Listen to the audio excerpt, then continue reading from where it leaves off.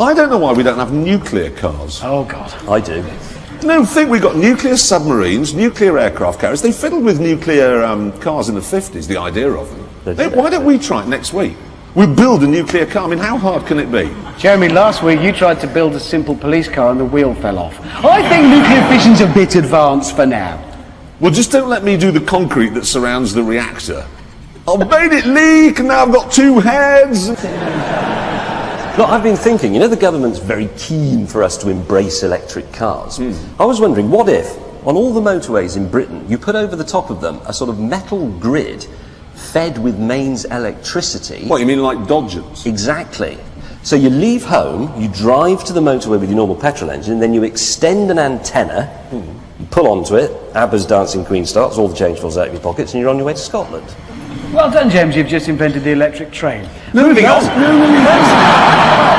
hasn't, because if you think about it, a train stops in a station, then you've got to get from there home, and there's just some Nissan full of vomit, basically. This way, you get to your motorway turn-off, start your normal engine, you can... Why don't they do that? Because then just outside Watford Gap, some gormless yobbo could leap onto the running board and try and chat up your daughter. For the full Dodgem experience. Yeah. You could even redesign cars a bit so when you turn the steering wheel so far, the front wheels turn around and you go backwards. No, you're being silly. No, you're being silly. It's Why a serious... not work? I don't know. The only thing I can think of that's wrong with it is that the Dodgem culture means that, say you lived in Devon, you might get up and go to drive onto the M5, but overnight they'd have moved it on to Shropshire. That was irritating. No, I think we have just solved everything. Why don't they do that? I don't know. It does work. I think inadvertently, James, that's brilliant. We're going to win a BAFTA now for that. No, we're not. Right, now, you know, every single week you open up the newspapers and there's another story of somebody who's blaming sat-nav for driving into something. You know what I'm on about? Yeah, There was one this week. I've got a picture of it here, OK? These clowns drove this van into this river and then said, oh, well, the sat-nav said go down here. Now, I'm sorry, that's not the sat-nav's fault, it's because the van was being driven by a blithering idiot. It is. He saw that and just carried on. Yep, sat-nav says down here, so I'll go in here. If it said, drive to the top of Beachy Head and keep going, would you do that? No. There's more of this stuff. Look, there's a truck driver here. He was driving from Turkey to Gibraltar to deliver some... shall I say this again? There's another one here, look. There's a truck driver. He was driving from Turkey to Gibraltar to deliver some cars, and he ended up in Skegness. Even I know that Skegness is probably not on the way from Turkey to Gibraltar. No, how and he tiny, says this was his sat-nav. How tiny does your brain have to be as you get on a cross-channel ferry to think, yeah, this is right. This is the quickest way from Ankara to the south of Spain. No, honestly, there's more examples here. There's somebody here, OK? There's a skip lorry got stuck under a bridge. Driver said, oh, it was the sat-nav's fault. It isn't, it's yours. And then, my absolute favourite, there's a woman here. I'll spare her blushes, OK? Paula. Seeley. Age 20. But it says here that you drove into the path of a speeding train and then blamed your sat-nav. How? Honestly, the train actually hit her car. Now, honestly, we've got to stop this endlessly blaming cars for everything and start mass executions of the stupid. Take them outside, shoot them in the back of the head. And then nobody will get lost again. Now, Maserati GT, OK? You see them around these days. Got a picture of one here. And you know what this reminds me of? No. Cherie Blair. Oh, God, it does! You've ruined it forever! Look at it! It does! Don't take it to Balmoral, it'll get pregnant. It'll forget it's contraceptive. And it'll sell all the stories of what you got up to in it. And it'll have a Scouse starter motor. Mind you, it'll probably come with 2 flats in Bristol, so that's all right. Last week, OK, James and I brought a bit of minor congestion to London, OK, in our large cars because we got stuck for a moment or two, OK? Well, this week, London Transport went one better because you know those bendy buses? Well, the bendy bit in the middle stopped bending and it crashed. Here we go. Absolutely jammed up the centre of London. Do you know how many bendy buses there are in London now? No idea. 500.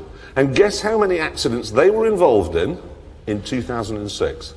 500. 1,751. They just take them out to crash into things. What actually is the point of a bendy bus?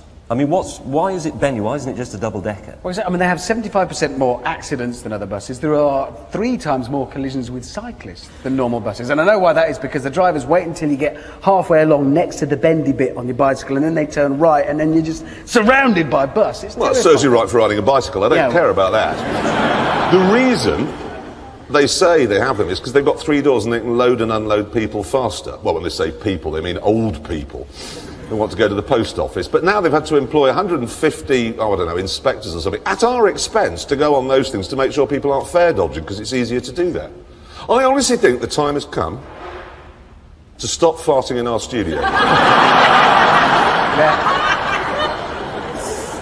I honestly think the time has come when we stop thinking of these things as an alternative to the car like we keep being told to do, okay? Because they're not. Nobody is ever going to say, no, I won't take the car this morning because I want to be chauffeured to work by a psychopath, catch cancer from its exhaust and sit next to a sweating rapist. This is the last one of this series. It may be the last series. Ever. Yeah. You know, when we were all kids, you lied about how fast your car went. It was the big lie. Yeah. Oh yeah, my dad's Cortina does 140. Yeah. That sort of thing. There wasn't a village in North Yorkshire that didn't have a Yamaha Fizzy that had done 75 miles an hour. That's what you lied about. There's now a new lie. I'm getting this a lot, and I bet you are too. People coming up to you at petrol stations and making up preposterously enormous mile-to-the-gallon figures that their car's doing. Yes. Yes. I know exactly what you mean. Well, it's now spread to print, okay? There was a story, appeared in the... it's a newspaper called The Observer. And there was some bloke here, he's criticising what he says wasn't a very scientific review we did on the price. You know, we got it to do 17 miles to the gallon? Yeah. He says he drove to and from Dorset, I'm guessing from London, okay, at standard motorway speed, i.e. between 80 and 90. And he averaged just below 60 miles to the gallon. In a diesel. No, petrol, he says petrol. Cobblers. Utter. Even with your Christian motoring, you could not do 60 miles to the gallon. Well, assuming my Panda does 80 to 90, which I don't know, that would do it would do less than 40. He's talking rubbish. He is talking rubbish. He's the sort of bloke you just know if he ever filled in one of those surveys, he'd put the box 9 inches and above. And I lost it when I was 11. Yeah, he tells his mates in the pub what it was like storming that embassy. Remember? Listen, do you know, my blood group, there's only 12 people in the world's got the same one. Just... So we name him. No. Yes! Well, let's just say his name begins with A and ends in Anthony Andrews from The Observer. So, Mr. A. Anthony Andrews, if you really have managed to make a petrol-powered car do nearly 60 miles to the gallon, you have actually saved the Western world from economic collapse, and I think you should come on Top Gear and explain just how you did it, because that's incredible. So write to us, please, BBC Television, 1 million Wood Lane, London W 12,000 trillion Infinity. I've got a bigger postcode than you. Yeah. Tell us what the Earth looks like from space. Right, a new car. This yes. is the Toyota IQ. And Now, I've got a thing about this. That's called the IQ. Yes. Why is it that all small cars these days are given names that imply they are clever or the people who buy them are clever? Like the Smart. Because it should be the other way round. Because people who buy... I mean, it's like the Rolls-Royce Dunderhead Coupe. They're implying big cars. You're stupid. Yeah, so they'd have a Mercedes S-Clot. Yeah. The new Lamborghini Azaplank. That should be called the Toyota Life Hasn't Worked Out Quite As Well As I'd Hoped. That's what that should be called. That's dark. No, but the thing I like about this is that all those small cars with the intelligent names tend to be really cutesy and uchie-coochie-coo, which always annoys me. But I think that is actually quite a funky shape. No, it's a good-looking little car. There's But how actually- much is it? Well, that's the point. 10 grand. Yeah. Quite That's a lot. 3,000 quid too much. Yeah. So it actually should be called the Toyota I Really Am a Clot. I've spent £3,000 too much on my car, is what it actually should be.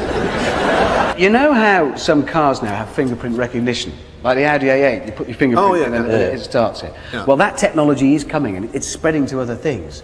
And I'm slightly worried about it. My brother, this weekend, burnt his finger on a hot kebab skewer at a barbecue. And, well, he had the same system on his computer. Locked him out of his laptop. Put his finger on it, didn't recognise it, all burnt, couldn't get in. So if it had an Audi A8... Well, it'd have been locked out. Well, there's another Top Gear top tip right there. If you've got a kitchen, cook your food in there, particularly if you're Australian. Don't do it over coal in the garden. Yes, No, he's right, actually. This is a very, very straightforward lifestyle choice, I think. You either embrace the modern world and the Audi A8, or you live like a medieval tramp. Anyone here like barbecues? I quite like a You barbecue. like a barbecue? So what, you enjoy being stung by wasps? Well, sometimes I've gone too long without a really good dose of the squits, and a barbecue is the only way to... Yes, that'll do it, and it does. Do you every ring your time. mates up and say, do you want to come round? I'm doing mustard-encrusted illness Yes. this evening. Yes. Now, the Mexicans have built a new car. It's, Has it got a sombrero? No, it hasn't. Has it got a big floppy moustache? No. it Like your has boyfriend? It's a supercar. Here it is. No, it's a supercar. Here it is. It's called the Mastretta MXT.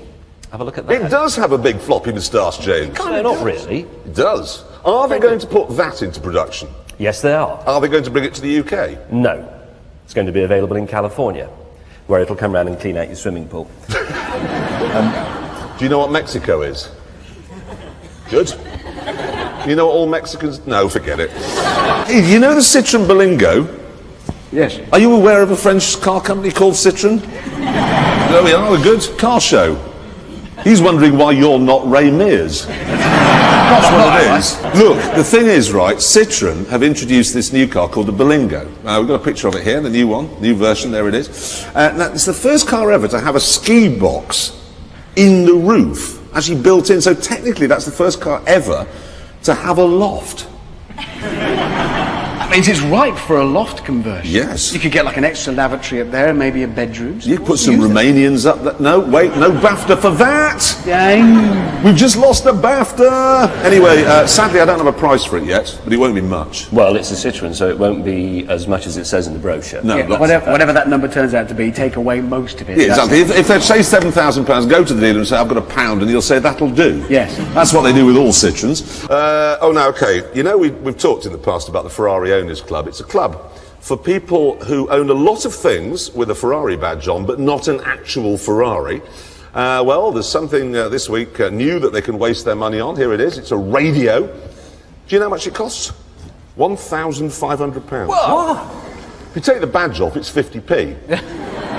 Well, that gives me an excellent money-making idea then, because surely I could just go find a skip, take some stuff out, stick Ferrari badges on and sell it for a fortune. Easy, Ferrari Owners Club to snap your hand off. This single training shoe covered in an unusual slime with a Ferrari badge, £800. I've got a Ferrari anodised black TV stand with a caster missing, if you're interested. How much?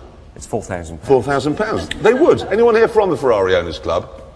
Oh, no, I'm going to go to your show. There's not enough chassis numbers in it for my taste. Rejoice!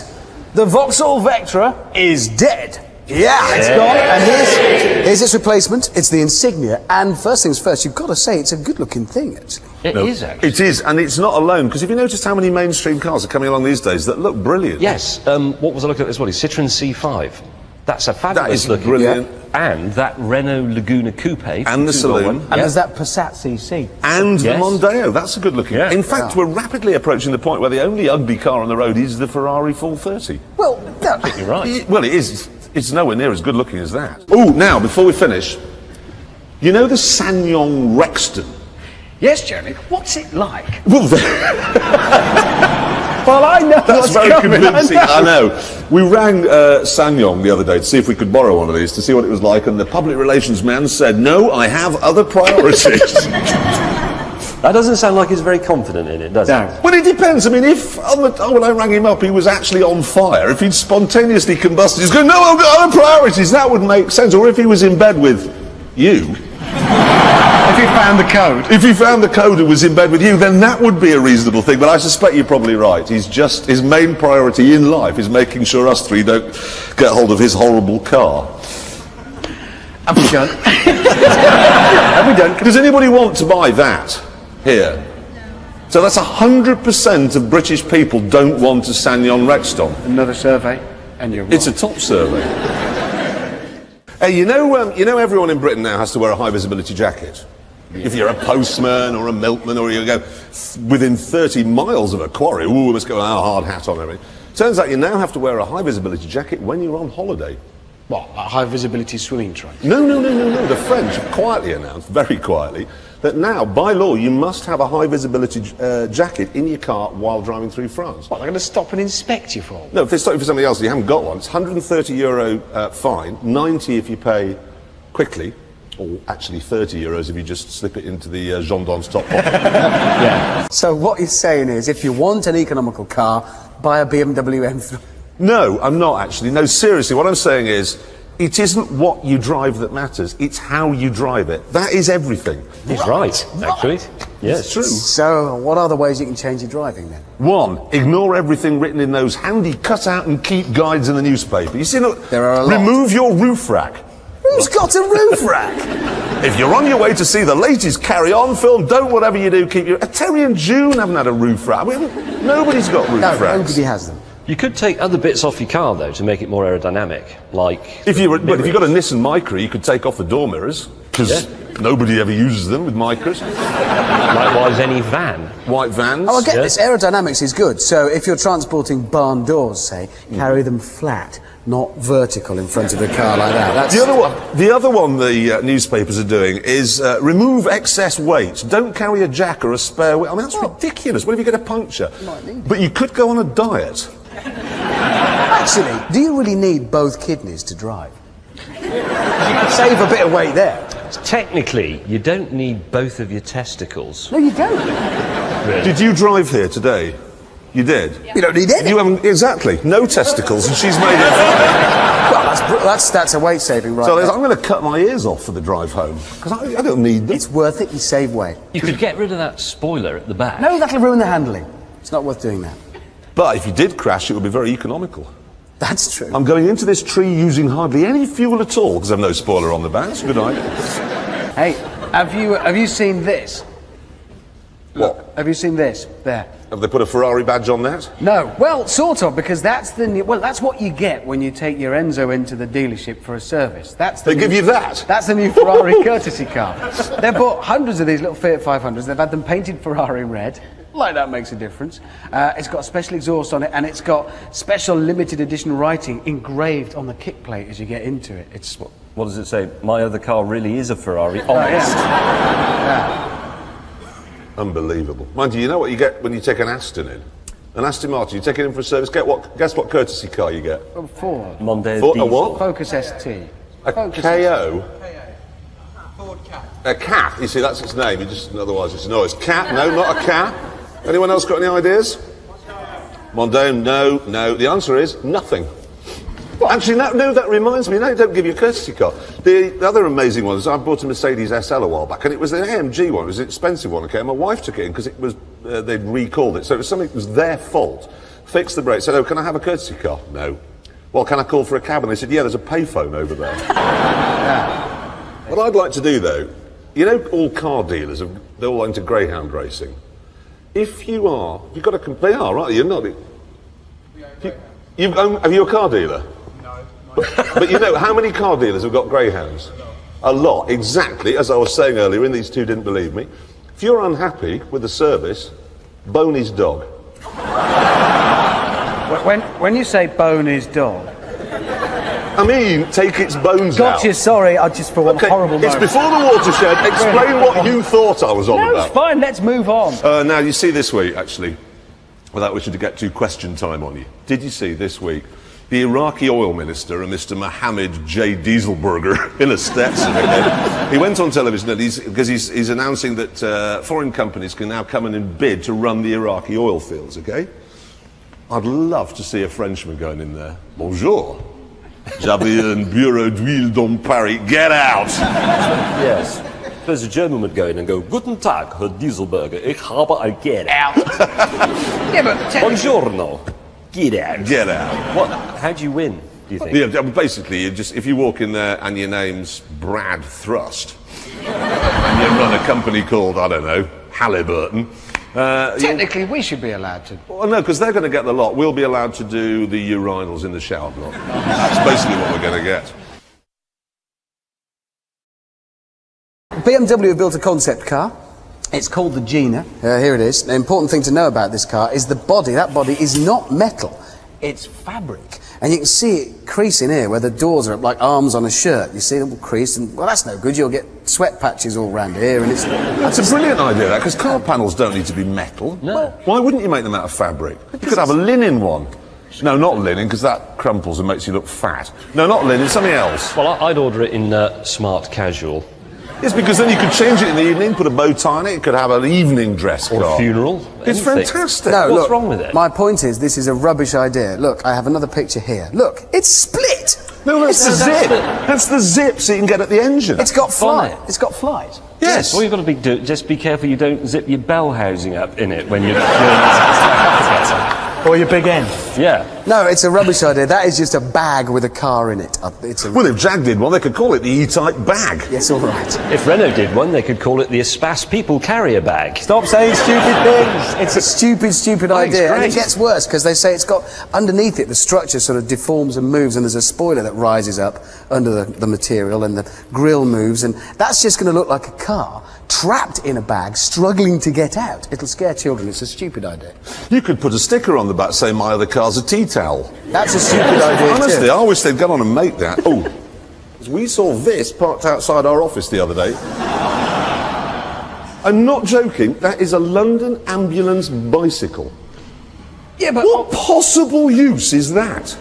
Yeah, but hold on, we did that race across London, didn't we, the three of us? And I was on a bicycle, and I won, so you can get... No, I agree, you can get there very fast. Then what do you do? There you have a point, yes, you do, actually.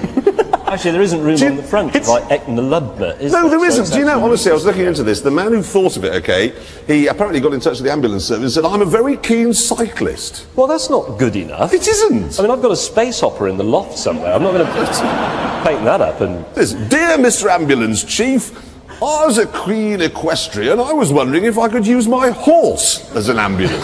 I know a bloke who's into hot air balloons, actually. Yeah, I'd love to come to you, but the wind's in the wrong direction. It will be tricky when it arrives. Thank God you're here. My husband's had a heart attack. He's 42 stone. He needs to go to hospital. I mean, look what it's done to the man's face. It's all gone pixelated. With the effort. Yes. Ooh. Do you think he has to ride along going, woo?